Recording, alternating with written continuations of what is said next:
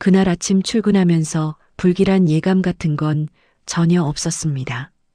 언제나처럼 가게 문을 열고 유리창을 닫고 진열대를 정돈했습니다. 50평생 한 번도 큰 실수 없이 살아온 사람이었습니다. 그런데 그날 오후 한 고객의 항해 한마디가 제 삶을 완전히 뒤흔들어 놓았습니다. 사장님께 직접 전화가 걸려왔고 저는 사무실로 불려 올라갔습니다. 사장님 얼굴은 처음 보는 표정이었습니다. 차가웠고 단호했습니다. 그 순간 저는 알았습니다. 이번 일은 가볍게 넘어갈 문제가 아니라는 것을요.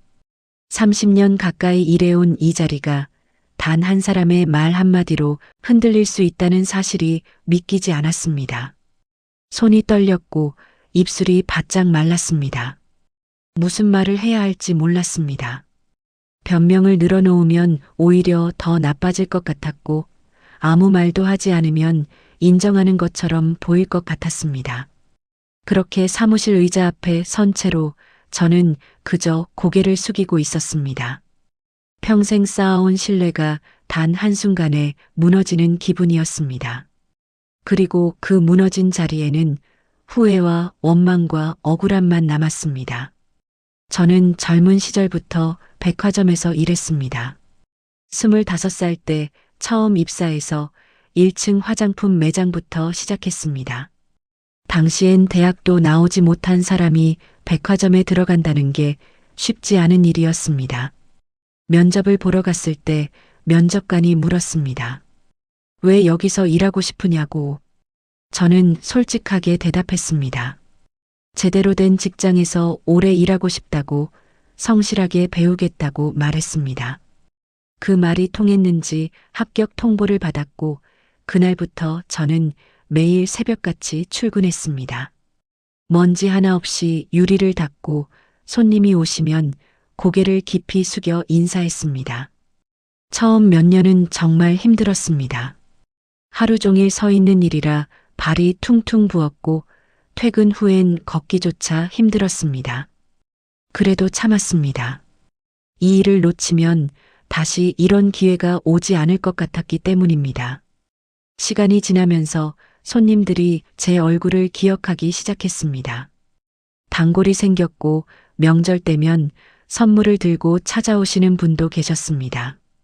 저는 그분들 이름을 외웠고 어떤 제품을 좋아하시는지 하나하나 기억했습니다. 30년 가까이 그렇게 일했습니다.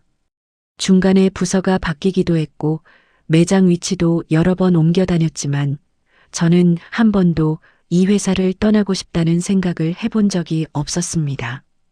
제 인생의 절반 이상을 여기서 보냈고 이곳 사람들은 가족처럼 느껴졌습니다. 사장님께서도 저를 믿어주셨고 후배들에게 저를 본받으라는 말씀을 하셨습니다. 그런 신뢰가 제겐 무엇보다 소중했습니다. 월급이 많지 않아도 괜찮았고 승진이 늦어도 불만이 없었습니다. 다만 이곳에서 인정받으며 일할 수 있다는 것, 그것만으로도 충분히 감사했습니다. 그날도 평범한 오후였습니다.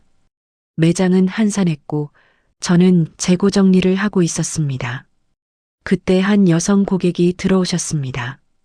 40대 후반쯤 되어 보였고 옷차림이 깔끔했습니다. 명품 가방을 들고 계셨고 선글라스를 머리에 올린 채 매장을 둘러보셨습니다. 저는 습관처럼 다가가 인사를 드렸습니다. 어서 오십시오. 무엇을 도와드릴까요? 그분은 고개도 돌리지 않고 그냥 구경 중이라고 짧게 말씀하셨습니다. 저는 예하고 물러섰습니다. 손님이 편하게 둘러보실 수 있도록 적당한 거리를 두고 지켜봤습니다. 그런데 그분이 진열대 위에 놓인 제품 하나를 들어보시더니 갑자기 얼굴을 찌푸리셨습니다. 이거 포장 뜯어진 거 아니에요? 저는 깜짝 놀라 다가갔습니다. 제품을 받아 확인해 보니 실링 포장이 약간 들뜬 것처럼 보였습니다. 하지만 분명히 새 제품이었습니다. 아침에 제가 직접 진열했던 물건이었고 박스에서 꺼낸 그대로였습니다. 저는 조심스럽게 말씀드렸습니다. 이건 새 제품입니다. 제가 오늘 아침에 직접 진열한 거라 확실합니다. 혹시 포장이 약간 느슨해 보일 순 있지만 절대 개봉된 적 없는 제품입니다. 그러자 그분의 목소리가 높아졌습니다. 새 제품이라고요. 이게 새 제품처럼 보여요. 당신 눈엔 이게 멀쩡해 보입니까? 주변에 있던 다른 손님들이 고개를 돌렸습니다. 저는 당황했지만 최대한 차분하게 대응하려 애썼습니다. 죄송합니다만 정말 새 제품입니다. 필요하시다면 다른 제품으로 교환해 드리겠습니다. 그런데 그분은 화를 누그러뜨리지 않으셨습니다. 교환의 문제가 아니에요. 이런 식으로 장사하는 거예요. 반품된 제품을 새 제품인 척 파는 거예요. 저는 절대 그런 적 없다고, 우리 매장은 그런 일을 하지 않는다고 말씀드렸습니다. 하지만 그분은 이미 들을 준비가 되어 있지 않았습니다.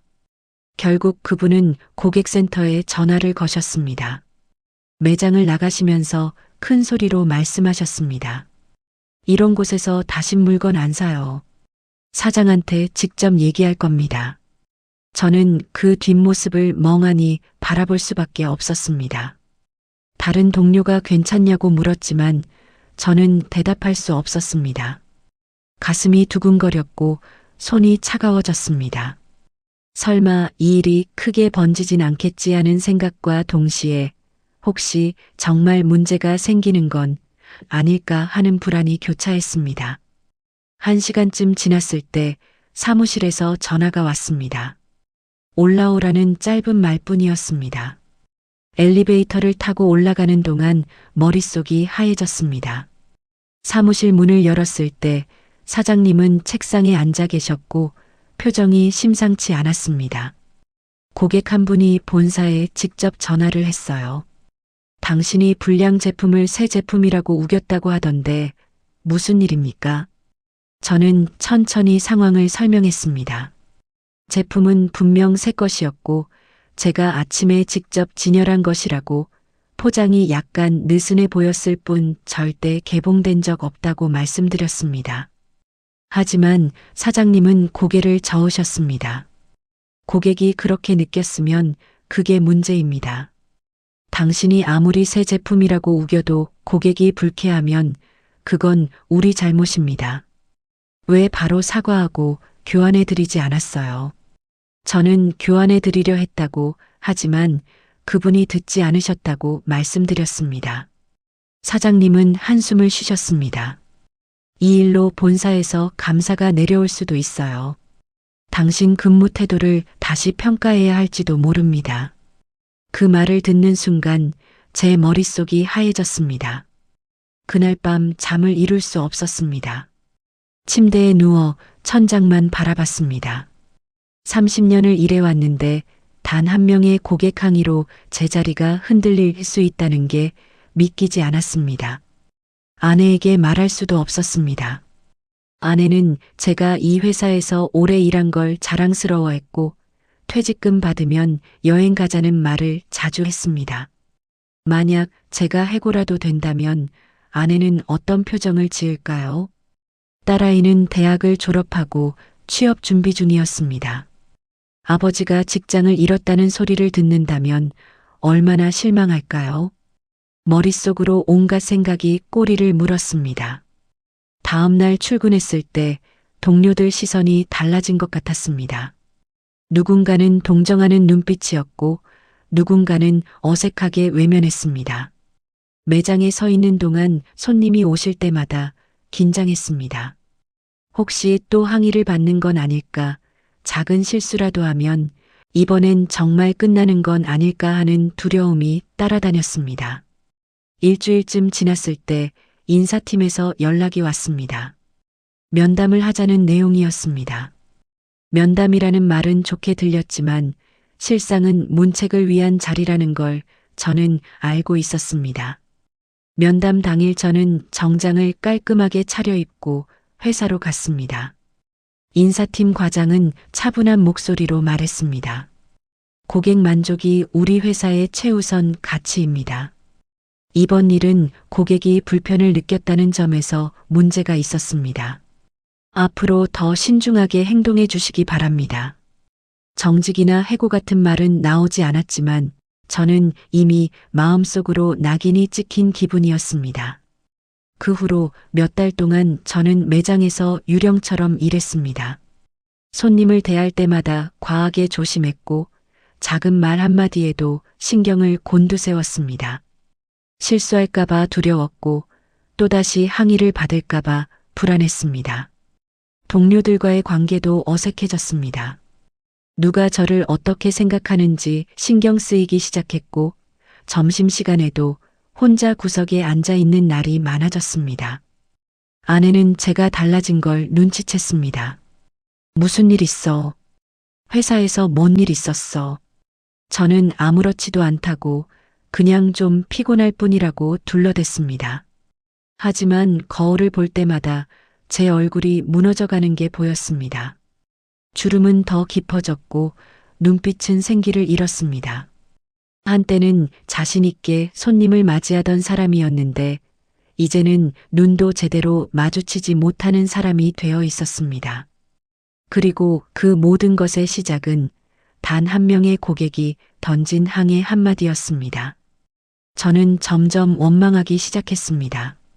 그 고객을, 그리고 저를 믿어주지 않았던 회사를, 심지어는 이 일을 시작했던 저 자신까지도요. 왜 그날 제가 그 매장에 있었을까? 왜 하필 그 제품을 진열했을까? 왜 그 고객은 저를 믿어주지 않았을까? 그런 생각들이 밤마다 저를 괴롭혔습니다. 잠들기 전이면 눈을 감아도 그날의 장면이 되살아났습니다. 고객의 차가운 목소리, 사장님의 실망한 표정, 동료들의 어색한 시선, 모든 것이 제 가슴을 짓눌렀습니다. 그러던 어느 날 퇴근길에 우연히 절 앞을 지나게 되었습니다. 평소엔 그냥 지나쳤을 길인데 그날따라 발걸음이 멈춰졌습니다. 경내에서 은은한 목탁 소리가 들려왔고 어디선가 향 냄새가 바람에 실려왔습니다. 문득 안으로 들어가 보고 싶다는 생각이 들었습니다.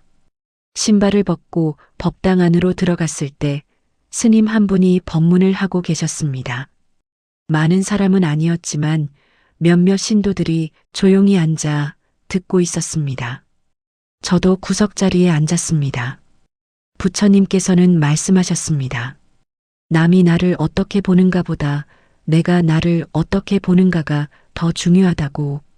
세상 사람 모두가 나를 인정해 주지 않아도 내가 떳떳하다면 그것으로 충분하다고. 그 말씀을 듣는 순간 가슴 한쪽이 뜨거워졌습니다. 저는 그동안 남의 시선에만 매달려 살았습니다. 고객의 평가, 회사의 평가, 동료들의 시선, 그 모든 것에 흔들리며 제 자신을 잃어가고 있었습니다. 정작 제가 정말 잘못한 게 있는지, 제가 떳떳한지는 한 번도 제대로 돌아보지 않았습니다. 법문이 끝나고 저는 스님께 조심스럽게 다가가 여쭤봤습니다. 억울한 일을 당했을 때는 어떻게 해야 합니까? 스님은 잠시 저를 바라보시더니 부드럽게 말씀하셨습니다. 억울함은 상대가 만드는 게 아니라 내 마음이 만드는 것입니다. 상대를 원망하는 순간 그 원망은 나를 가장 먼저 아프게 합니다. 그날 이후로 저는 조금씩 달라지기 시작했습니다. 출근할 때 거울을 보며 스스로에게 물었습니다. 나는 정말 잘못한 게 있는가? 대답은 명확했습니다. 아니요. 저는 최선을 다했습니다. 고객을 속이려 한 적도 없고 불량품을 판 적도 없습니다. 다만 고객이 오해를 했고 저는 그 오해를 풀지 못했을 뿐입니다. 그건 제 잘못이 아니라 그저 아쉬운 상황이었을 뿐입니다. 그렇게 생각하니 마음이 조금씩 가벼워졌습니다. 매장에 나갈 때도 예전처럼 당당해졌습니다. 손님이 오시면 밝게 인사했고 문의가 있으면 성실하게 답변했습니다. 누군가 불만을 이야기하면 진심으로 귀 기울였고 필요하면 즉시 해결책을 제시했습니다. 제가 할 수 있는 최선을 다하되 제 잘못이 아닌 일까지 짊어지지 않았습니다. 그러자 신기하게도 주변 반응도 달라지기 시작했습니다. 동료들이 다시 편하게 말을 걸어왔고 단골 고객들은 여전히 제 얼굴을 보며 반갑게 인사해 주셨습니다. 사장님께서도 어느 날 지나가시며 요즘 표정이 좋아졌다고 말씀하셨습니다. 저는 그제야 깨달았습니다. 제가 무너졌던 건 다른 사람 때문이 아니라 스스로를 믿지 못했기 때문이었다는 것을요. 그날 집으로 돌아오는 길에 저는 오래전 일 하나가 떠올랐습니다. 백화점에 처음 발령받았을 때 저보다 10살은 많아 보이던 선배가 있었습니다. 그분은 늘 손님에게 공손했고 어떤 항의 앞에서도 얼굴빛 하나 바꾸지 않았습니다. 어느 날 제가 물었습니다. 어떻게 그렇게 침착할 수 있느냐고. 그분은 조용히 웃으며 이렇게 말했습니다. 손님 말이 다 옳아서가 아니라 내 마음을 지키고 싶어서야. 그 사람이 던진 말까지 내 안에 들여놓으면 하루가 망가져 버리거든. 그때는 그 말의 뜻을 잘 이해하지 못했습니다. 하지만 이제야 알 것 같았습니다. 저는 오랫동안 손님이 던진 말, 상사가 던진 시선, 동료들의 눈빛을 고스란히 가슴에 안고 살았습니다. 그것이 제 성실함이라고 생각했고 책임감이라고 믿었습니다. 그러나 그것은 책임이 아니라 제 마음을 방치한 채 살아온 시간이었습니다. 누군가의 말 한마디가 제 하루를, 제 한 달을, 제 몇 해를 흔들 수 있도록 허락해버린 것이었습니다. 절에서 돌아온 그날 밤, 저는 처음으로 제 자신에게 편지를 써보았습니다. 종이 한 장을 꺼내 이렇게 적었습니다. 너는 성실했다. 너는 거짓말을 하지 않았다. 너는 내 자리에서 최선을 다했다. 그러니 고개를 들어도 된다. 그 문장을 여러 번 읽으며 저는 처음으로 스스로를 위로했습니다. 누군가가 해주길 기다리던 말을 그날은 제가 제 자신에게 해주었습니다. 이후로도 불편한 손님은 여전히 찾아왔습니다. 세상은 바뀌지 않았고 사람의 마음도 쉽게 달라지지 않았습니다. 하지만 저는 달라졌습니다. 손님이 화를 낼 때 저는 예전처럼 제 존재 전체가 흔들리지 않았습니다. 그럴 수도 있겠습니다. 라고 말하며 상황을 해결하되 제 마음까지 무너뜨리지는 않았습니다. 퇴근길에 그날 있었던 일을 곱씹으며 자책하는 일도 점점 줄어들었습니다. 집에 돌아오면 따뜻한 물로 손을 씻고 하루를 잘 마쳤다고 스스로에게 말해주었습니다. 어느 날 예전에 항의를 했던 그 고객과 비슷한 연배의 여성이 다시 매장에 들어왔습니다.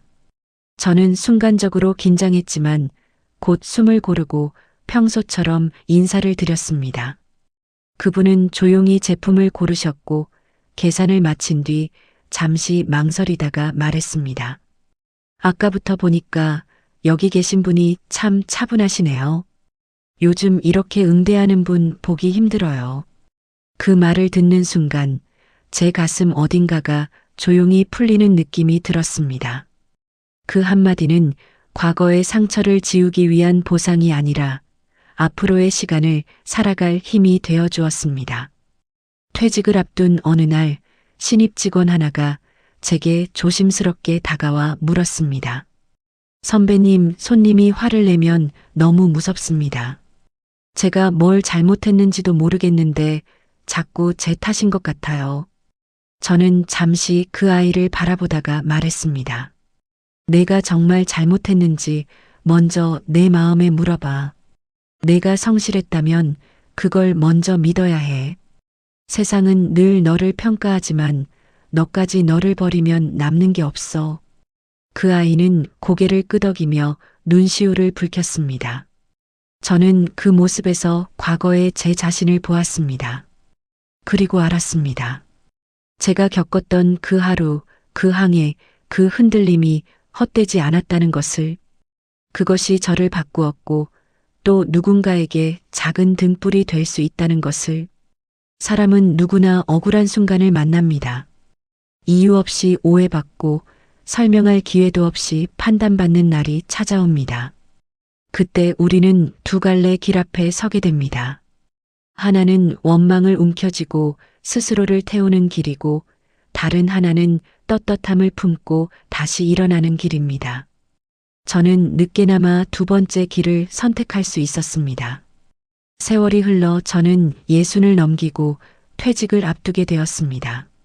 마지막 근무일 동료들이 작은 파티를 열어주었습니다. 꽃다발을 받고 감사 인사를 나누는 자리에서 한 후배가 물었습니다. 선배님, 이렇게 오래 일하시면서 힘든 적 없으셨어요? 저는 잠시 생각하다가 대답했습니다. 힘든 적 많았지.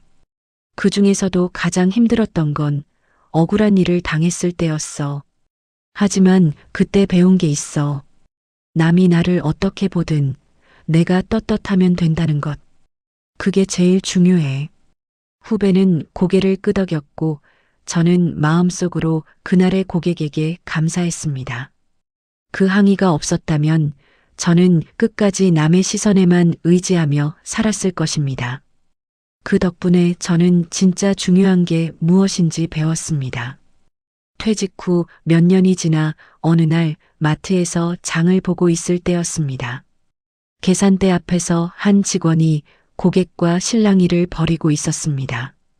고객은 목소리를 높이며 항의하고 있었고 직원은 당황한 표정으로 고개만 숙이고 있었습니다. 저는 그 모습을 보며 그날의 제 모습이 떠올랐습니다. 계산을 마치고 나오는 길에 그 직원과 마주쳤습니다. 직원은 아직도 풀이 죽어 있었습니다. 저는 짧게 말을 건넸습니다. 힘내세요. 당신 잘못이 아닐 수도 있어요. 직원은 놀란 듯 고개를 들었고 저는 그냥 미소만 지으며 자리를 떠났습니다. 며칠 후 그 마트를 다시 지나가게 되었습니다. 그 직원이 계산대에 서 있었는데 예전보다 훨씬 밝은 표정이었습니다. 손님을 대하는 태도도 자신감이 넘쳤습니다. 저는 문득 생각했습니다. 제가 건넨 한마디가 혹시 그 사람에게 작은 위로가 되었을까요? 그렇다면 그것만으로도 충분히 의미 있는 일이었습니다. 부처님께서는 말씀하셨습니다. 세상 모든 일은 인연으로 얽혀 있으니 한 사람의 말 한마디도 가볍게 여기지 말라고. 누군가에게 던진 항해 한마디가 그 사람의 삶을 흔들 수 있고 반대로 누군가에게 건넨 위로 한마디가 그 사람을 일으켜 세울 수도 있습니다. 우리는 모두 서로에게 영향을 주고받으며 살아갑니다. 그렇기에 말 한마디, 행동 하나를 조심해야 합니다. 동시에 남의 말 한마디에 너무 흔들리지 않는 중심도 필요합니다. 누군가 나를 비난한다 해도 내가 떳떳하다면 그것으로 충분합니다. 억울함을 사귀는 법은 따로 있는 게 아니라 내 안의 떳떳함을 키우는 것이라고. 남을 원망하는 대신 나를 돌아보고 남의 평가에 휘둘리는 대신 내 양심을 믿으라고 하셨습니다.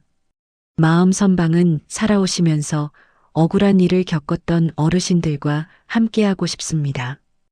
혹시 지금도 누군가의 말 한마디에 마음이 아프시다면 한 번쯤 스스로에게 물어보시길 바랍니다. 나는 정말 잘못한 게 있는가? 만약 떳떳하다면 그것으로 충분합니다. 오늘 이야기가 마음에 남으셨다면 다른 어르신들께도 이 위로가 전해지도록 구독으로 함께 해주시기를 부탁드립니다. 어르신들의 구독이 더 많은 분들에게 힘이 되는 이야기를 전하는 힘이 됩니다. 오늘도 평안하시길 바랍니다. 고맙습니다.